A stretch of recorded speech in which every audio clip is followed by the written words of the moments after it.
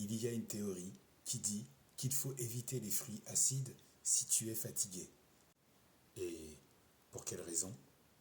Cette théorie, diffusée par différents influenceurs, dit que ces fruits ont une forte teneur en acides faibles et, escortés de minéraux, sont de puissants nettoyeurs du système.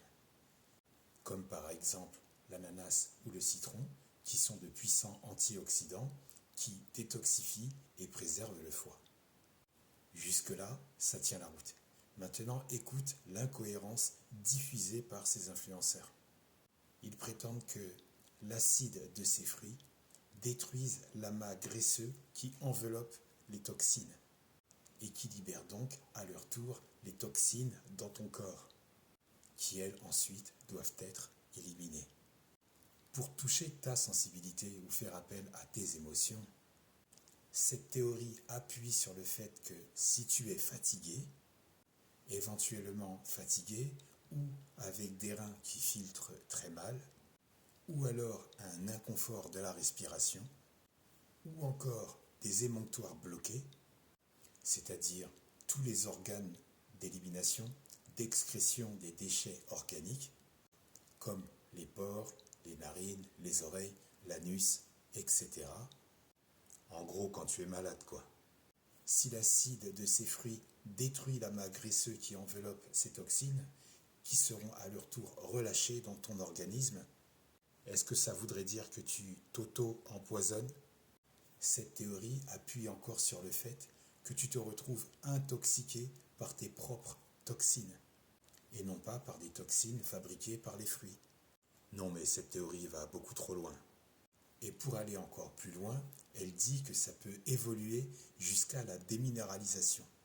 C'est-à-dire que, selon eux, pour relâcher ces acides, alias toxines relâchées dans ton organisme, et qui donc ne parviennent pas à sortir, ton corps va puiser dans ses propres réserves minérales. Mais le plus triste, ce sont ceux qui y croient. Et ensuite apparaît un discours sur les produits minceurs.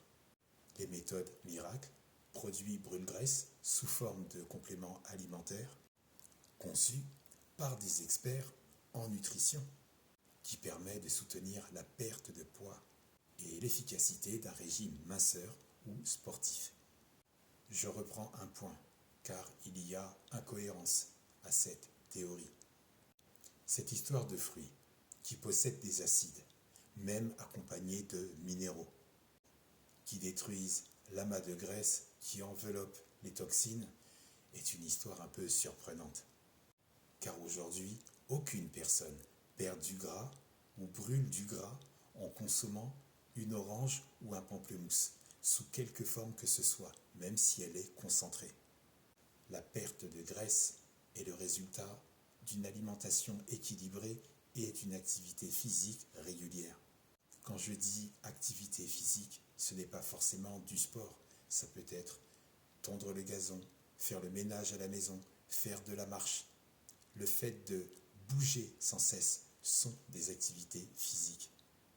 Des influenceurs qui narrent une belle histoire, détournée de certaines informations, ça attire, ça accroche les abonnés. On est sur une alternative pour vendre un produit en faisant semblant de ne pas insister sur le vrai problème, mais en mettant plutôt l'accent sur ce que les abonnés veulent, sur ce que les abonnés espèrent. Brûler du gras comme par magie, même si c'est difficilement réalisable. Certains influenceurs n'ont pas froid aux yeux, même en employant diverses méthodes de vente les plus immorales. Les fruits peuvent faire partie d'une alimentation saine et équilibrée et contribuer à la gestion d'un poids de forme, mais ils ne ciblent pas tes amas graisseux ou tes toxines. Attention à cette théorie douteuse, elle est bien ficelée, elle fait appel à tes envies et à tes émotions, pour te vendre un produit brûle-graisse qui n'a toujours pas fait ses preuves. Dis-moi ce que tu en penses. T'est-il déjà arrivé de dépenser beaucoup d'argent pour un produit brûle-graisse plutôt que ta réelle perte de gras ?